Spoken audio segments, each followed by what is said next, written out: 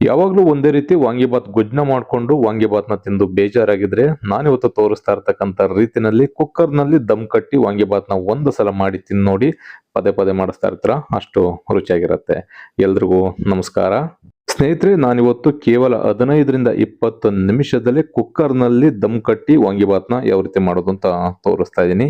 ನೀವ್ ಯಾವತ್ತು ಈ ರೀತಿನಲ್ಲಿ ಕುಕ್ಕರ್ ನಲ್ಲಿ ವಾಂಗಿಬಾತ್ನ ಟ್ರೈ ಮಾಡಿಲ್ಲ ಅಂತ ಅಂದ್ರೆ ಒಂದು ಸಲ ಟ್ರೈ ಮಾಡಿ, ತುಂಬಾನೇ ರುಚಿಯಾಗಿರುತ್ತೆ. ಮಾಡ್ತಕ್ಕಂಥ ವಿಧಾನನೂ ಕೂಡ ತುಂಬಾನೇ ಸುಲಭ. ಬನ್ನಿ ಈ ವಾಂಗಿಬಾತ್ನ ಯಾವ ರೀತಿ ಮಾಡೋದು ನೋಡೋಣ.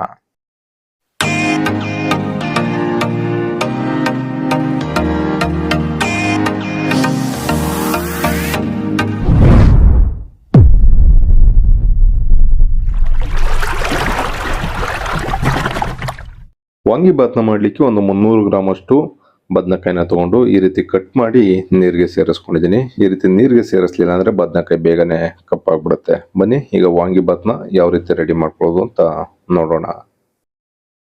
ಕುಕ್ಕರ್ ನಲ್ಲಿ ದಮ್ ಕಟ್ಟಿ ವಾಂಗಿಬಾತ್ನ ಮಾಡ್ತಾ ಇರೋದ್ರಿಂದ ಒಂದು ಕುಕ್ಕರ್ನ ಸ್ಟವ್ ಮೇಲ್ಗಡೆ ಬಿಸಿಯಾಲಿಕ್ಕೆ ಇಟ್ಕೊಂಡಿದ್ದೀನಿ. ಇದಕ್ಕೊಂದು 2ರಿಂದ 3 ಟೇಬಲ್ ಸ್ಪೂನ್ ಅಷ್ಟು ಎಣ್ಣೆ ಸೇರಿಸ್ಕೊಳ್ಳೋಣ.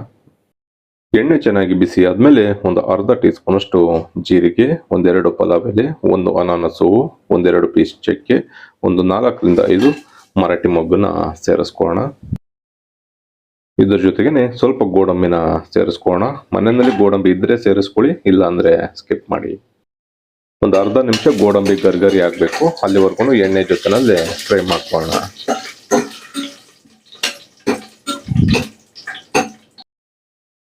ಈಗ 2 ಈರುಳ್ಳಿನ ಸಣ್ಣದಾಗಿ ಕಟ್ ಮಾಡಿ ಸೇರಿಸ್ಕೊಳ್ಳೋಣ. 1 ಮೀಡಿಯಂ ಸೈಜ್ ಟೊಮೆಟೊ, ಒಂದು ಅರ್ಧದಷ್ಟು ಕ್ಯಾಪ್ಸಿಕಮ್ನ ತಗೊಂಡು ಅದನ್ನು ಕೂಡ ಸ್ವಲ್ಪ ದಪ್ಪನಾಗಿ ಕಟ್ ಮಾಡಿ ಸೇರಿಸ್ಕೊಳ್ತಾ ಇದ್ದೀನಿ. 1 ಮೀಡಿಯಂ ಕಪ್ಪಿನಷ್ಟು ಹಸಿ ಬಟಾಣಿ,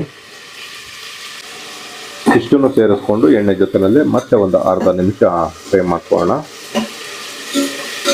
ನೀವು ರೆಗ್ಯುಲರ್ ಆಗಿ ವಾಂಗಿಬಾತ್ ಗೊಜ್ಜುನ ಮಾಡಿಕೊಂಡು ನೀವು ವಾಂಗಿಬಾತ್ನ ಮಾಡ್ಕೊಂಡಿದ್ರೆ ಈ ವಿಧಾನದಲ್ಲಿ ಒಂದು ಸಲ ಟ್ರೈ ಮಾಡಿ, ಬಹಳನೇ ರುಚಿಯಾಗಿರುತ್ತೆ. ಕೇವಲ 15ರಿಂದ 20 ನಿಮಿಷದಲ್ಲೇ ಈ ವಾಂಗಿಬಾತ್ನ ರೆಡಿ ಮಾಡ್ಕೋಬಹುದು. ತರಕಾರಿ ಸ್ವಲ್ಪ ಫ್ರೈ ಆದ ನಂತರ ಇದಕ್ಕೆ 1 ಟೀ ಸ್ಪೂನ್ ಅಷ್ಟು ಶುಂಠಿ ಮತ್ತೆ ಬೆಳ್ಳುಳ್ಳಿ ಪೇಸ್ಟ್ ಸೇರಿಸ್ಕೊಳ್ಳೋಣ. ಸ್ವಲ್ಪ ಕೊಬ್ಬರಿ ತುರಿ, ಸ್ವಲ್ಪ ಪುದೀನ ಸೊಪ್ಪು, ಸ್ವಲ್ಪ ಕೊತ್ತಂಬರಿ ಸೊಪ್ಪು, ಹಾಗೆ 1 ಟೇಬಲ್ ಸ್ಪೂನ್ ಅಷ್ಟು ವಾಂಗಿಬಾತಿನ ಪುಡಿ ಸೇರಿಸ್ಕೊಂಡು ಮತ್ತೆ ಚೆನ್ನಾಗಿ ಫ್ರೈ ಮಾಡ್ಕೊಳ್ಳೋಣ. ಈ ರೀತಿ ಸ್ವಲ್ಪ ಮಸಾಲೆ ಎಲ್ಲ ಫ್ರೈ ಮಾಡ್ಕೊಂಡಾದ ನಂತರ ಈಗ ಕಟ್ ಮಾಡಿ ಇಟ್ಕೊಂಡಿರ್ತಕ್ಕಂಥ ಬದನೆಕಾಯಿನ ಸೇರಿಸ್ಕೊಳ್ಳೋಣ.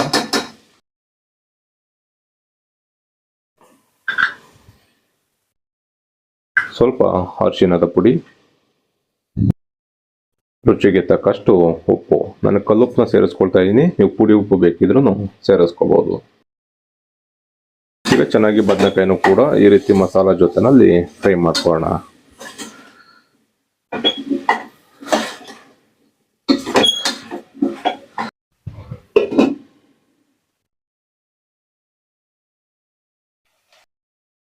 ಬದನೆಕಾಯಿ ಚೆನ್ನಾಗಿ ಫ್ರೈ ಆದ ನಂತರ ಇವಾಗ ಇದಕ್ಕೆ ನೀರನ್ನ ಸೇರಿಸ್ಕೊಳ್ಳೋಣ. ನೀವೇನು ಅಕ್ಕಿನ ತಗೊಳ್ತೀರಾ ಅದರ 2 ಪಟ್ಟು ನೀರನ್ನ ಸೇರಿಸ್ಕೋಬೇಕಾಗತ್ತೆ. ನೀವು ಒಂದು 2 ಕಪ್ಪಿನಷ್ಟು ಅಕ್ಕಿನ ತಗೊಂಡ್ರೆ 4 ಕಪ್ಪಿನಷ್ಟು ನೀರನ್ನ ಸೇರಿಸ್ಕೊಳ್ಳಿ. ಈಗ ಚೆನ್ನಾಗಿ ಮಿಕ್ಸ್ ಮಾಡಿಕೊಂಡು ಸ್ವಲ್ಪ ಕುದಿ ಬರಬೇಕು, ಅಲ್ಲಿವರೆಗೂ ಬೇಯಿಸ್ಕೊಳ್ಳೋಣ.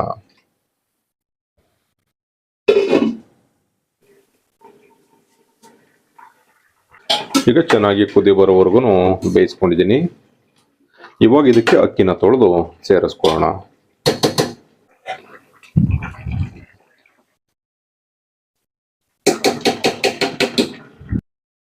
ಚೆನ್ನಾಗಿ ಒಂದು ಬಾರಿ ಮಿಕ್ಸ್ ಮಾಡಿಕೊಂಡು ಒಂದು ಕುಕ್ಕರ್ ಲಿಡ್ ಅನ್ನ ಕ್ಲೋಸ್ ಮಾಡಿ 2 ವಿಷಲ್ ಬರೋವರೆಗೂ ಬೇಯಿಸ್ಕೊಂಡ್ರೆ ಬಹಳನೇ ರುಚಿಯಾಗಿರ್ತಕ್ಕಂಥ ದಮ್ ವಾಂಗಿಬಾತ್, ಕುಕ್ಕರ್ ವಾಂಗಿಬಾತ್ ರೆಡಿ ಆಗತ್ತೆ.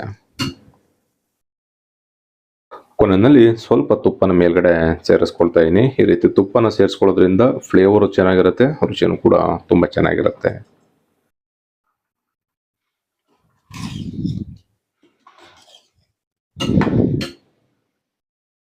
ಈಗ ಕುಕ್ಕರ್ ಲಿಡ್ ಅನ್ನ ಕ್ಲೋಸ್ ಮಾಡಿ 2 ವಿಷಲ್ ಬರೋವರೆಗೂ ಬೇಯಿಸ್ಕೊಳ್ಳೋಣ.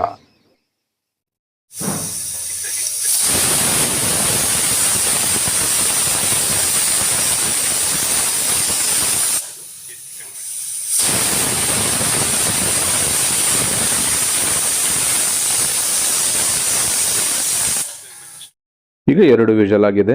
ಕುಕ್ಕರ್ ಕಂಪ್ಲೀಟ್ ಆಗಿ ತಣ್ಣಗಾದ್ಮೇಲೆ ಕುಕ್ಕರ್ ಲಿಡ್ ಅನ್ನ ಓಪನ್ ಮಾಡೋಣ. ನೋಡ್ಬೋದು ಸ್ನೇಹಿತರೆ ಎಷ್ಟು ಸಖತ್ತಾಗಿ ಕುಕ್ಕರ್ ನಲ್ಲಿ ಮಾಡಿರ್ತಕ್ಕಂಥ ವಾಂಗಿಬಾತ್ ರೆಡಿ ಆಗಿದೆ ಅಂತ.